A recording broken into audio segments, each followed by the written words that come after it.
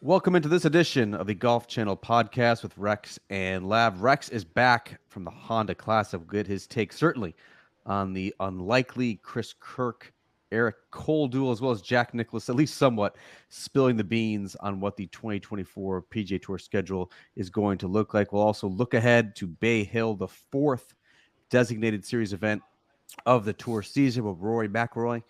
We'll look to get back on track, and we'll also discuss the LIV 2.0 opener in Mayakoba. Our all-around good guy, Charles Howell III, got the W. Rex, you are reporting live from the Arnold Palmer Invitational Media Center. And I always joke, because before moving to Nocatee about a year and a half ago, this was my hometown event as well. And yet, great tournament, always great field. Golf course is what it is. But this was not much of a hometown event for me. It always took me an hour to get from where I lived in East Orlando all the way to the west side where Bay Hill is located. You live in Longwood, which under normal circumstances would take probably 20 to 30 minutes depending on traffic. Do you care to weigh in with just how long it took you to arrive to Bay Hill today? This is such a bad idea to do the podcast right now. Because full disclosure, I just arrived at he's in a mood, folks. Folks, he is in a mood. I am in a mood. So it did. So normally it would take, you're right, about 25, 30 minutes from where I live in Longwood to make it to where Bay Hill is. And it took me an hour with traffic. Look, and that's it. I got into this conversation yesterday. I was on Why? It makes no sense. It's just traffic in Orlando. I understand it. And look, I'm not even like, I'm going to have a lot of bad things to say. That's not one of them.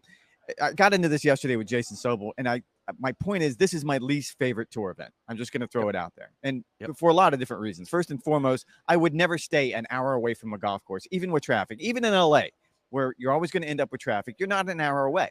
We're 20 minutes away or 30 minutes away. I was 20 minutes in the morning and about 40 going home, which is fine.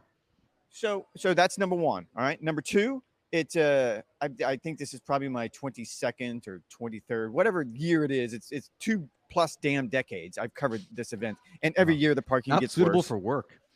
Not suitable for work, no, and not in the media center. So every year the parking gets worse, which all right, that's the part I don't want to wrap my mind around, and it's just a bad event.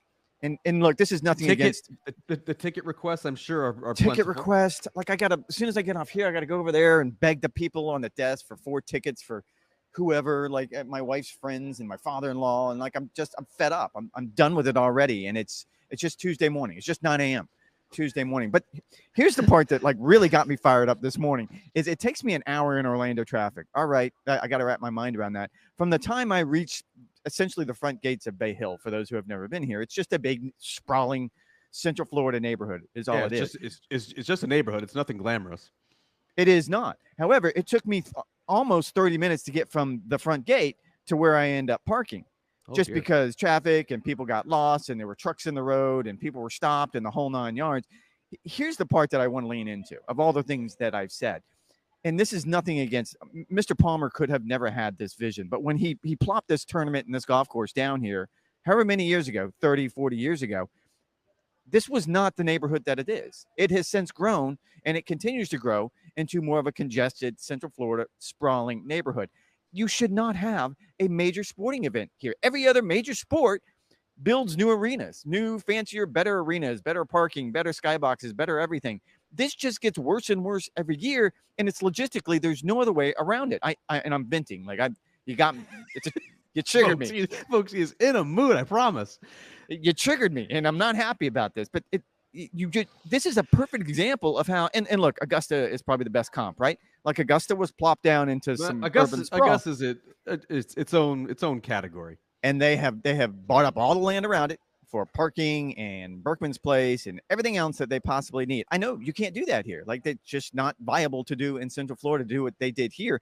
Then you move somewhere where it can. And I don't even like this golf course. I don't think anyone's going to sit here and defend Bay Hill as one of those great golf courses that the tour has to go back to. Riviera. It's a great golf course. It's plopped down in the middle of a neighborhood. Probably not the best place for a major sporting event, but you get Riviera. Here, you get the sprawl, you get the commute, you get all the traffic, and then you get Bay Hill. None of those things add up. I will say it actually used to be worse. Like, remember, it used to be a couple weeks later in the tour schedule. I would always tell my wife, like, oh, this is the beginning of summer. It was always like 90 degrees, humid. I'd be sweating walking around the golf course. But it was a couple weeks later, and it was always up against the first round of the NCAA basketball tournament. And sometimes they had that tournament at Amway, which is, basically halfway in between your commute and Longwood and where Bay Hill is located. There never seemed to be a lot of interest in the first couple rounds because everyone was distracted with their various pools and such. It was always spring break for the schools up north, and so you had the spring break vacation traffic as well. It was never a good deal. I'm happy that I will never cover the Arnold Palmer Invitational. You'll be here tomorrow, though. As long. You'll suffer through this tomorrow when you come here. Yeah, but not to cover the tournament. Thankfully, to do a super secret project. I will say, and I was talking to a PGA Tour meet official Stuart Moore about this. I absolutely love having one of the 6 biggest tournaments of the year in my hometown. I'm on the opposite side of where all the congestion is. It's going to take me 15 minutes to get to the golf course. 6? At teams you saw 16. Wait, give me your list. One of the top 6. Give me your list. 4 majors in the Ryder Cup. Obvious. Oh, it's one of the 6 biggest tournaments in the world. I think that's indisputable. And to have it in my backyard with no traffic, PGA Tour does a great job. That's a great fan experience. It's a great parking experience for us as media members. We have everything that we major sporting event that they have turned into a major sporting venue. Major sporting event they have turned into a major sporting venue. You know what they haven't done here at Bay Hill? That. Yep. So I'm very happy to host that. I should probably dial back the coffee right about now too, right? Well, I'm actually surprised you haven't finished it since you were stuck in traffic for so long. You are. This is also back-to-back weeks for you, which could partly explain your crankiness. You were at the Honda Classic last week. Let's start, Rex, with the non-golf stuff, because Jack Nicklaus came into the booth on Sunday. He also looked like he met with a handful of reporters, including yourself, and he let slip a couple of secrets in regards to the 2024 PGA Tour schedule. What did you glean from those conversations? What he let slip, and I kind of reported it earlier in the week, because of the way the calendar falls next year and going ahead the next couple of years, there was going to be an leap year? Well, not necessarily, but it's sort of the oddity of how the calendar falls. Like, I've had a tour official try to explain this to me numerous times. There is actually an extra week, and so that extra week will go in between Los Angeles and Honda. So, like I think we actually talked about this on the podcast last week, that Honda officials, whatever they become after Honda leaves, they're confident that extra week will give them a little bit of shelter between all of these designated events. Now, Jack did let it slip that extra week will be essentially the Mexico event that moved from Mayakoba, that is no longer a tour stop. It's now a LIV Golf stop. It's moving to Cabo, which sounds pretty cool. I don't know if you've ever been to Cabo, but that I'm going to put in. I've been to Cabo. Unfortunately, no great players are going to play there, and so we would have little reason to go there. Yeah. So what you would end up with now, the one thing that he did say, and look, everybody down at PGA National was like uber confident that they will find a replacement sponsor. My guess is they already have a replacement sponsor lined up. They just didn't want to announce it the week of Honda. Like let them have their 42nd year and move on, and it'll be announced in the next few weeks. Keep in mind there was a board meeting. The PGA Tour board met last night, Monday night, in Orlando. So I think we're probably going to start hearing and seeing a lot of things about next year's schedule in the coming weeks. Now, the one thing that Jack did that surprised me, and I've since kind of talked to some folks about it, is his argument is Scottsdale will not be a designated event next year, and that Riviera and Pebble will be. Pebble's fascinating to me. I had a player tell me last night. Love hearing that. You and I talked about that for. Well, you're not going to like this then. Then you're not going to like this. Oh no. Well, you can't have the Pro-Am format as a designated event. That was the hang-up. I think we had this conversation. Players aren't going to want to do that. Like, the top players aren't going to want to go to Monterey. Rounds. It sounds terrible. Yeah. So they're going to, from what I was told, it's going to be 4 rounds at Pebble. They're going to do away with the Pro-Am version of it. They're probably fine. Hallelujah. It is a Pebble Beach U.S. Open in February on the PGA Tour. That is the best case scenario. I love that. I absolutely love that, Rex. I disagree with you. Because here's why. When you talk about bucket list courses, we talk about courses that either the casual sports fan, the general sports fan, the diehard sports fan, and particularly the golf fans absolutely love in the United States. It's what? Augusta National, Pinehurst, I think Bandon's starting to get into that category, and Pebble Beach. And so if the PGA Tour has Pebble Beach at its disposal every single year, it's imperative, it's prerogative to make that tournament as good as possible. So to have 72 holes, they can make that golf course as easy or as difficult as they want. I absolutely love the fact that you are going to have all of the best players in the world teeing it up 72 holes at Pebble, and you do not have the Pro-Am portion. Absolutely love it. I think that's a home run choice by the PGA Tour. And I disagree. And again, I think we've talked about this. There is a legacy to Pebble Beach. There's something that makes the Crosby, the old clam bake, whatever it is you want to call it. This is nostalgia. That doesn't resonate with the audience anymore. It really doesn't. It might be great for the players who are participating. It's obviously great for the amateurs, but for the fan sitting at home, it like no one wants to see Ray Romano and Bill Murray and Aaron Rodgers play golf. I disagree. John Rahm, Scotty, and Rory go head to head.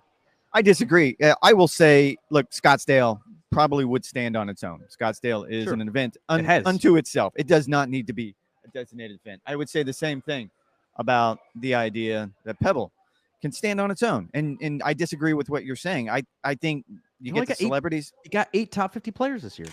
Well, and you're also missing sort of the big element of this. You went to the celebrity portion of the AM. I'm going to the other way. And I guess the best example of this is all of the CEOs that play in that event. Our CEO, Brian Roberts, for example, every year he plays with Ryan Palmer. It's the highlight of his year by all accounts. He loves being out there. He loves golf.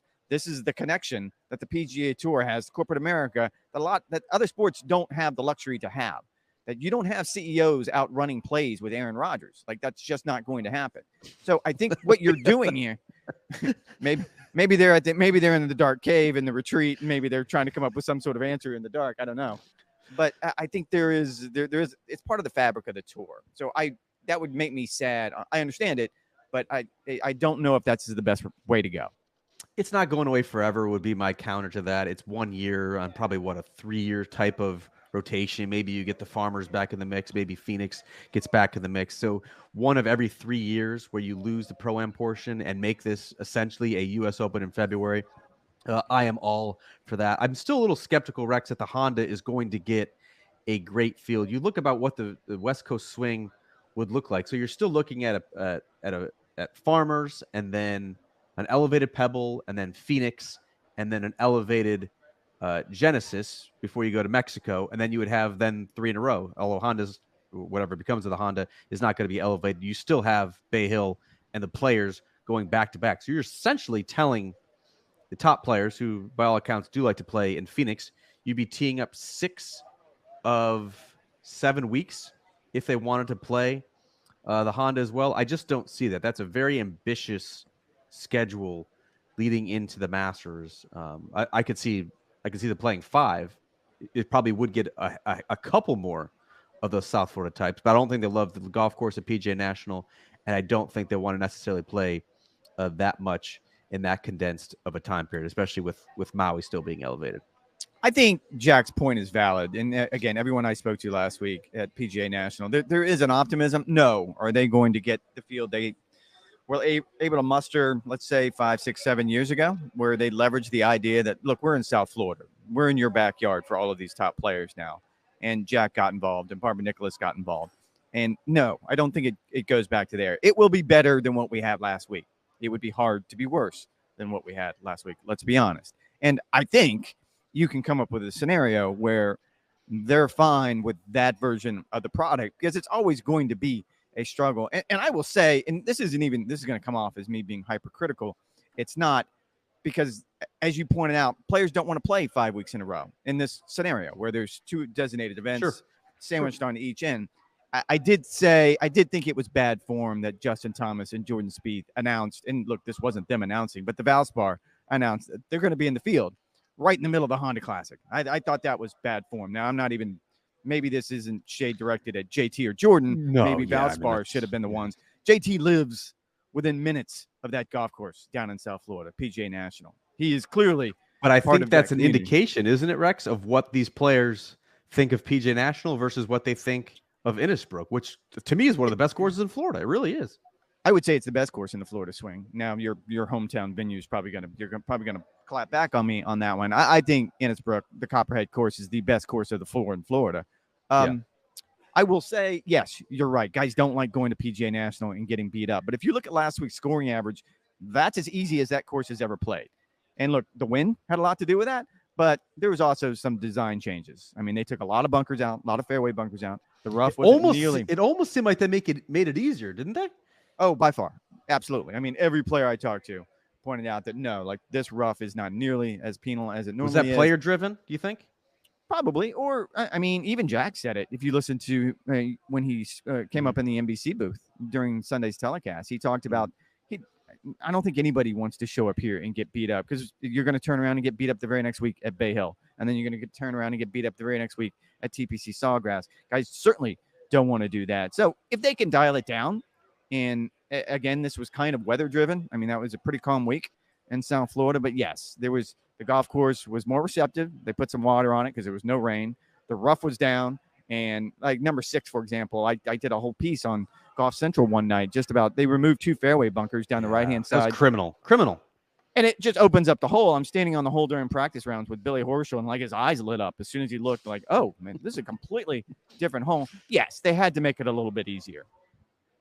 Did they have to? I don't really know. But that was... They did.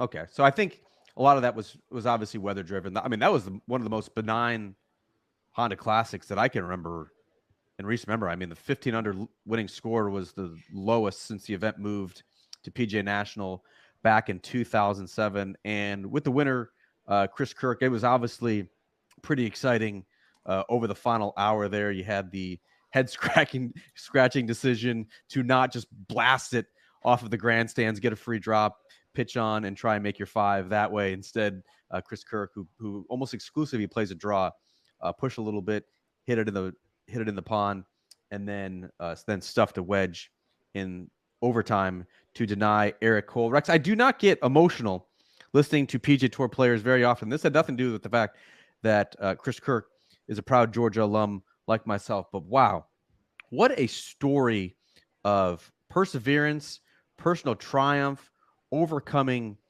some personal challenges as he did, divulging 3 or 4 years ago that he was battling depression and alcohol abuse, and to now be a PGA Tour winner once again. You had an opportunity to speak with him right off the 18th green. Were you as moved as I was listening to kind of his journey over the past couple of years?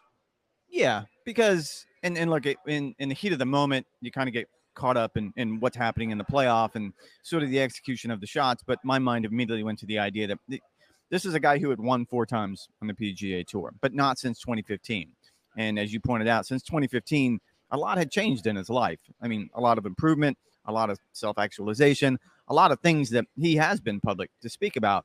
And I was moved by his answer. The idea that he said that he wouldn't be where he is without sobriety and without his wife and without that support structure. I think, and I remember I had to go back and look at the story. It was here at Bay Hill 3 years ago. Well, I kind of caught up with Chris, and he sort of opened up about the idea that he'd been dealing with depression. And I think we spent some time on this podcast talking about the idea that it's really easy for us to dismiss the mental health aspect of being a professional athlete, but especially a golfer. I mean, just imagine you're losing so much more than you're ever winning, and you've got to live with that. I mean, that's got to just wear on you after a while. So yes, I think that was a cool story. I have to admit, it wasn't until I was driving home Monday morning, and I was, of all places, looking at Twitter that I kind of actually missed Sunday's story. Yeah, kind of scrolling a little bit. It was on the Turnpike, so it's a pretty lonely drive. And I was kind of scrolling through Twitter, and I didn't put this story together. But again, we talked about how bad the field was at the Honda Classic. I would argue that, man, that was one of the best finishes as far as storytelling that you could possibly. I mean, we touched on Chris Kirk. We touched on those issues. But Eric Cole is an unbelievable story. A 30-something-year-old rookie. I mean, obviously his mom, Laura Ball, LPGA Tour legend. His father, Bobby Cole, PGA Tour winner. But everything that he had gone through to get to that point. And look, he was probably just as emotional, if not more so, than Chris after the fact, because he knows this was an opportunity of a lifetime. But this was sort of an example of, on non-designated weeks, this is as good as the PGA Tour can expect. Yeah, absolutely. I mean, you had Pearson Coody, the hot shot newcomer from the University of Texas, who was in the mix early after day one, ended up falling down the leaderboard, but you had him in the mix. You had Justin Suh, who was the Korn Ferry Tour Player of the Year in 2022, who factored deep into the tournament as well. This is exactly what we're going to be talking about, Rex, for our Golf Today hit, which will be on Wednesday. Like, do you prefer to see these underdog stories or do you want to see the superstars, the Rorys, the Rahms, the Scotties win on the PGA Tour and tell those stories? I couldn't agree more that we're starting to get a bigger sample size now of what the total PGA Tour product can look like. You can have, these glitzy and these glamorous designated events. Maybe it's going to be top 70, maybe it's going to be 100. That is still very much TBD. But the beauty of these non-designated events is that they can be a spot for the dreamers, the resurgent players, the rising talents. And if you're a sports fan, if you're a diehard golf fan, it's really easy to invest in these people's personal stories and try to alter their career trajectories. And I kind of touched on this in the Monday Scramble that's now on golfchannel.com. I think you contrast that, Rex, with what I don't like about LIV. On LIV, there's no context. There's no substantive storyline. It's basically like rooting for Leonardo DiCaprio to find true love. Like, these guys already have a lot, and all they're getting now is just more. It's just more. They're not playing for anything. There's no significance. There's no meaning to what they're trying to achieve. And you contrast that, right, with what we saw at the Honda Classic. You had Chris Kirk with his own personal redemption story. You had Eric Cole, 34-year-old rookie who was trying to win in his 15th start. You had Justin Suh, who's trying to realize all the immense potential that he had as an amateur, former number one ranked amateur in the world, part of that heralded class of 2019 with Wolf Morikawa and Hovland. Like, those are great stories. Those are stories that you want to invest in. And that Ryan is Gerard. what the PGA Tour, yeah, exactly, Monday qualifier, who finished fourth. Like, those are the stories that you can wrap your mind around and root for those players to then get into those designated events with all the stars. It was in retrospect, such a fascinating weekend, and I don't understand it. There's a lot going around there was a lot going around on Twitter on Sunday about ratings between the two events. To be clear, and I think I backstopped this enough, that the CW actually asked the Nielsen's not to rate last week's event for whatever reason, and it didn't make any sense to me. So whatever numbers you're seeing on Twitter aren't real, because the Nielsen's didn't rate that, because the comparison was always going to be an interesting comparison between what that Honda Classic field, a really bad field, we've already touched on it, got up against the very first LIV event with recognizable names, and clearly there was going to be a curiosity. I mean, the first of anything is going to draw people in. I had no idea if ever LIV Golf was going to beat the PGA Tour head-to-head in what will become a ratings war at some point. It was going to be last week. No? I mean, maybe I'm wrong here. So I don't understand the decision not to be able to go out there and pump your chest and say, look what we did compared to the Honda Classic. And I think it's because you touched on it. They realize their product is hollow if you go up against a situation like that whatever it is the Honda delivered, that you had all these stories that maybe your average golf fan doesn't have an interest in, but the hardcore golf fan certainly was dialed in. And the hardcore golf fan is going to have an interest in what Eric Cole does in the playoff and in going forward in his story. I just think it could have been such a monumental moment in what's going to become sort of this product war, and we're not going to get an answer.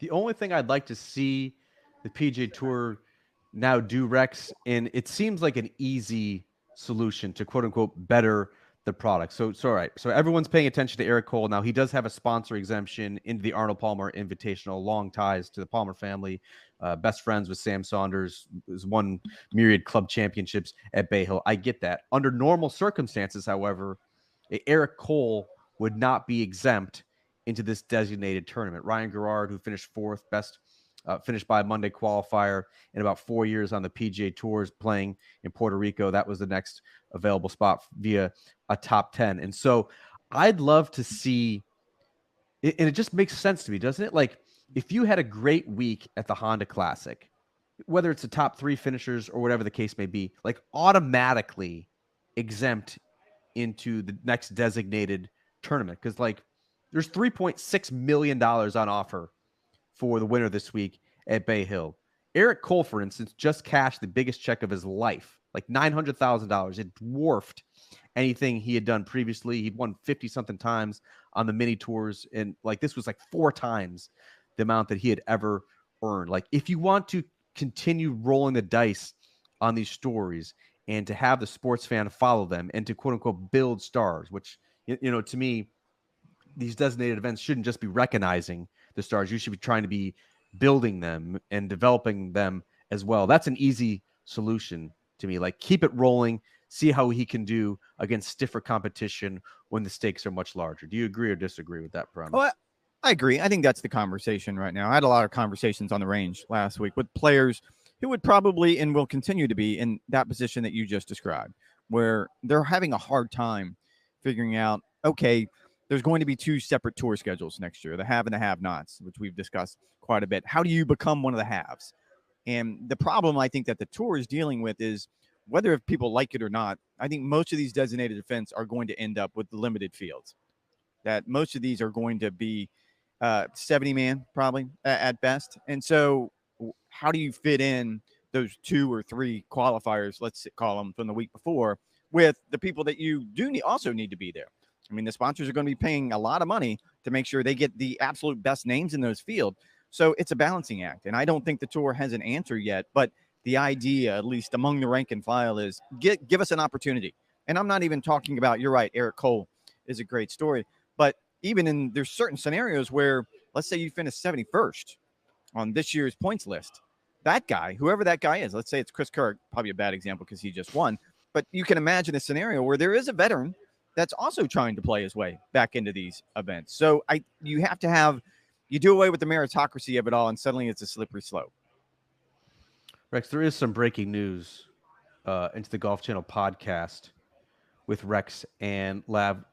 You and I teamed up for a 3rd place finish in the special projects, along with Jaime Diaz and Mercer Baggs, with our Tales of Tiger special project, finishing 3rd in there. Of course, let's see. I think I also have a 2nd place, and then no one, Rex, absolutely no one in the world has accrued more honorable mentions over the past decade than I have. I think I have at least 2 or 3 more in this year's slate. And as it says in the GWA writing contest guidelines, if you receive an honorable mention, you will get nothing except a pat on the back. So kudos to you, 3rd place finish.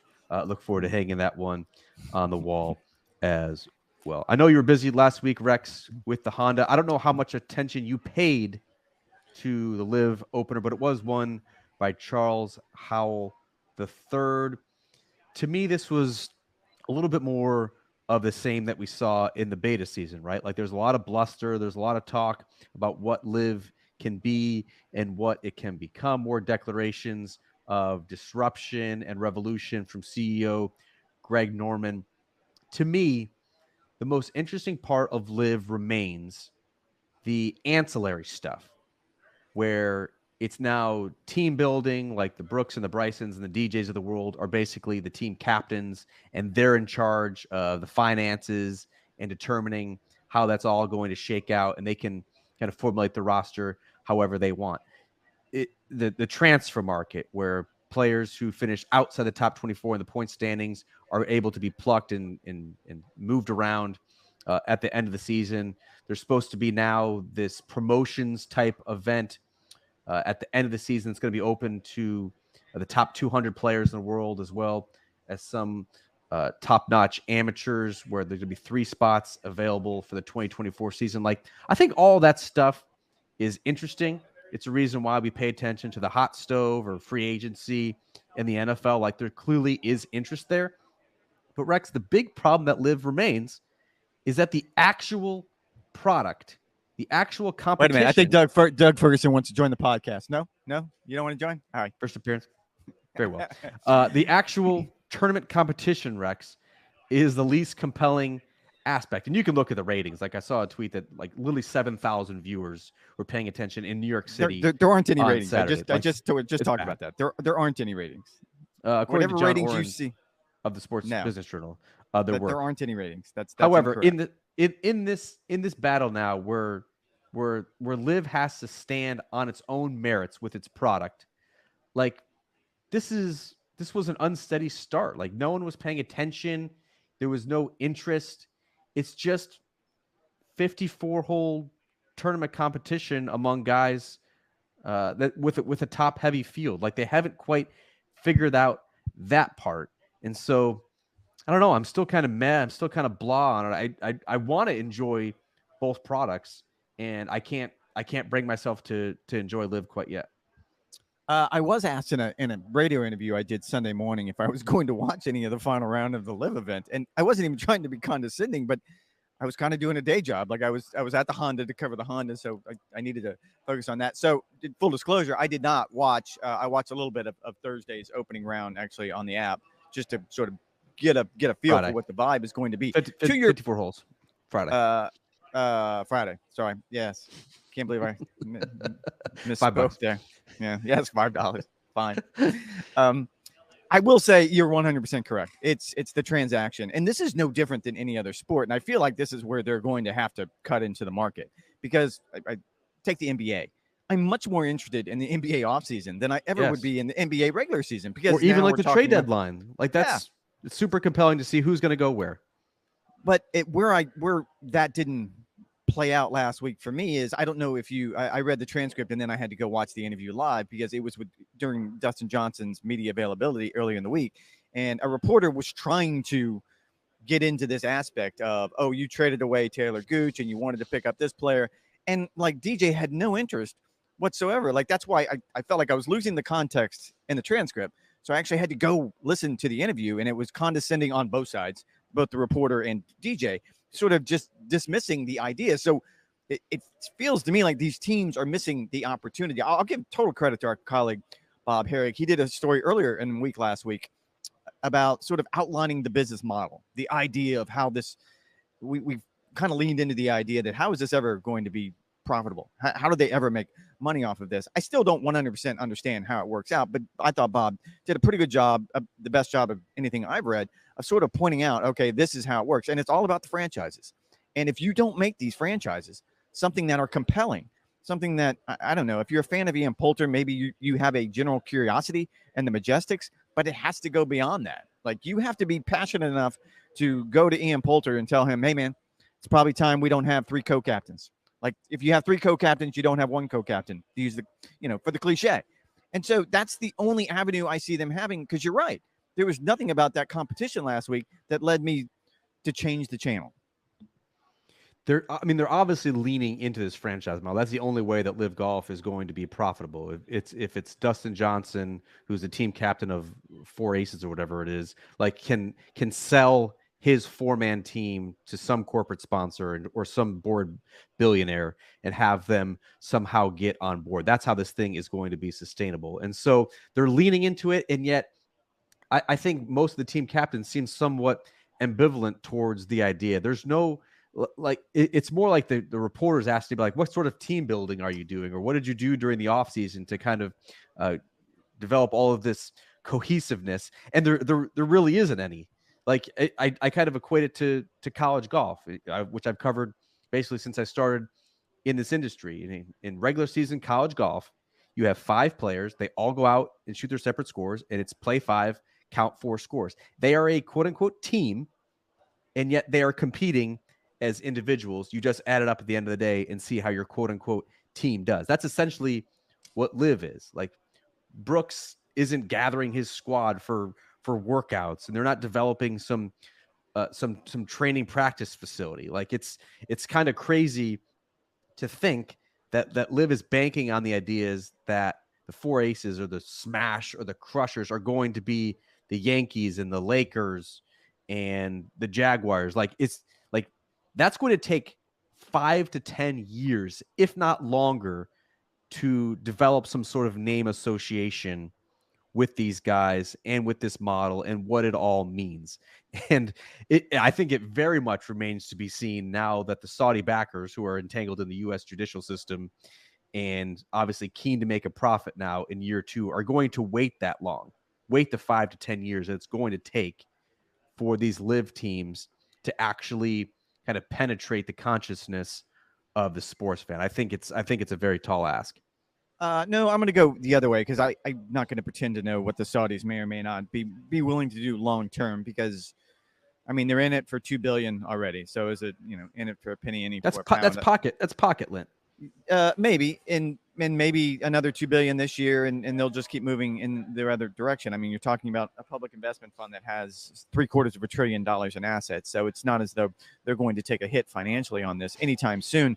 I thought it was fascinating, and multiple times last week on the range, this got brought up, and I actually had dinner with two players last night, and we had a long conversation. So let me throw this one at you: the idea that I think anyone who watched the Netflix documentary, specifically the Brooks episode, I think anyone who sort of paid any attention at all last week to some of the comments coming from Mayakoba, it seems to me Brooks and some others, and we can talk about them, are starting to have some sort of buyer's remorse. I don't think that's overstepping. I don't think that's wild speculation.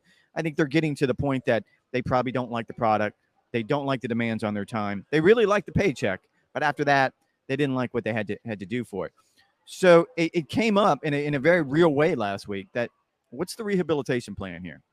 And I'm not even saying that there is, but the tour is, I know for a fact, internally working right now in how do we work these players back? How does Brooks come back? Because I point blank asked the tour official last week that my understanding is that, let's say Brooks has played 6 LIV events. Is that a 6-year suspension? Because that's my understanding. And the tour official ran away from me like he owed me money. I mean, they're just not going to get into it right now. And that is a thorny issue, Rex. If you have a nine Let me finish. Figure signing bonus with LIV, and then you want to work them back into the tour fabric, what consequences would they have for their decisions?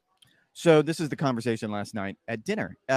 First and foremost, you're going to have a group of players that did remain loyal to the PGA Tour. Let's put Rory on top of that list. That probably are going to have something to say about this. Someone who did not take the Saudi money, held the line, supported the tour, became the mouthpiece for the tour, and now all of a sudden you're going to welcome these people back. So there is going to have to be some sort of reconciliation, whatever it is we want to call it.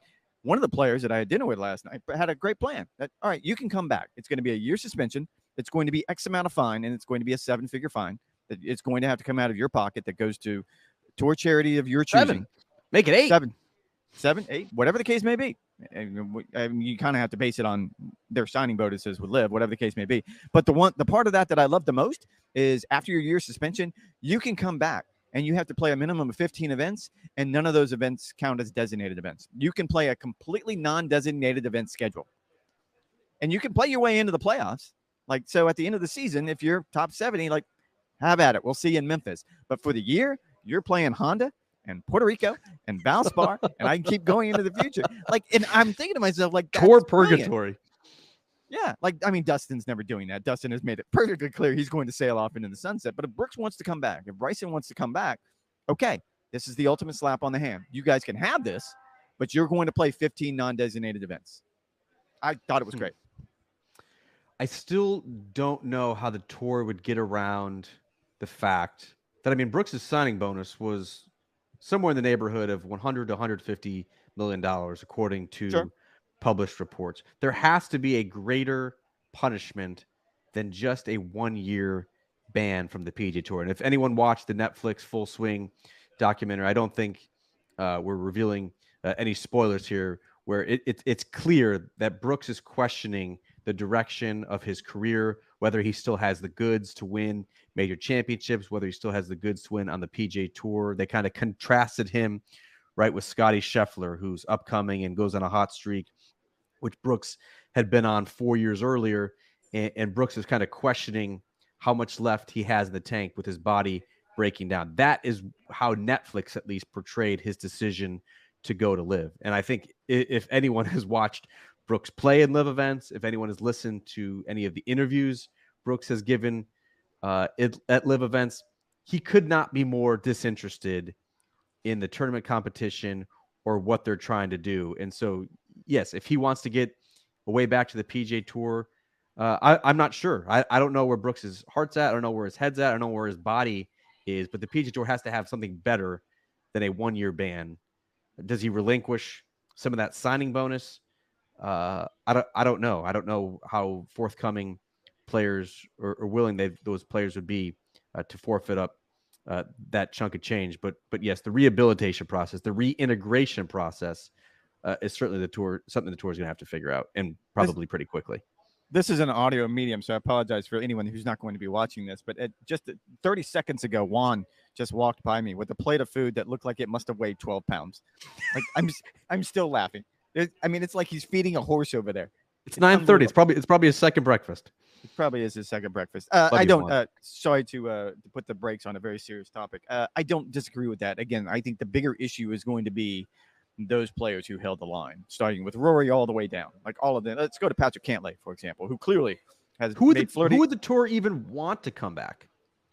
Well, that's the part that, and this was actually a player who I consider one of the good guys, brought up last night at dinner, the idea that the tour needs villains, in which he's talking specifically about Patrick Reed and Bryson DeChambeau. Like, look, you need both sides of the coin. You need the villains and you need the good guys. So you would have to welcome on some level them all back. You couldn't pick and choose. Now, like I said, Dustin's not coming back. Dustin is clearly going to just to go to his boat in South Florida and be more than happy with his millions. Good for him. Like, I don't think anybody is going to begrudge him. I think he's actually the one they're missing the most. If you talk to any player, it's players absolutely miss DJ the most. Like, I think if they were, it still remains to be seen, right, with what's going to happen with the court case in London, whether LIV players are going to be allowed to continue playing on the European Tour, if they are allowed, if those guys can then qualify for the European Ryder Cup team. I think it only makes sense that the U.S. would then have to allow some players to play on the U.S. Ryder Cup team. I mean, DJ is the only one that they would be like, yeah, we can have DJ on the team. I think he's one of the best 12 Americans. I think DJ should be welcome back in the team room. I don't think they'd have a problem with it. Everyone else, the Brooks, Bryson. Cam Smith would be welcome back, I would think. I think Mike Weir and the International President's Cup team would gladly have Cam Smith back in the fold. That is such a thorny issue. I don't know where you would begin to start that process. But I do think, Rex, if you're talking about like a devastating PR blow to LIV Golf, it would be allowing some of those big name headliners, those huge signing bonus guys back on the PGA Tour. In fact, I mean, that would essentially undermine the entire project. So that's very much TBD. Look forward to seeing how that one. Well, but it's not to put it. All right. So to put it in context, I just know this because of the current court filings. Taylor Gooch's contract only runs through this year. So in theory, by the time we get to the end of this year, Taylor Gooch could be back on the market and he could have an interest in coming back to the PGA Tour. So we're not. But he'd be serving at least a 1 year suspension, I would think. A 14-year suspension if he's played all those tournaments. This year, whatever he played last year, like yes, it's such years? a thorny issue. Yes, like there essentially would be a lifetime ban if they go off the idea that initially you got a year for every LIV event you played. Now this is going to change. DJ, for example, immediately turned down his membership. How do those players fall into the round? How does the new regulation that allows the tour? I mean, he'd have to go to like Q school, or I mean, he could get a 7 sponsor exemptions, I guess.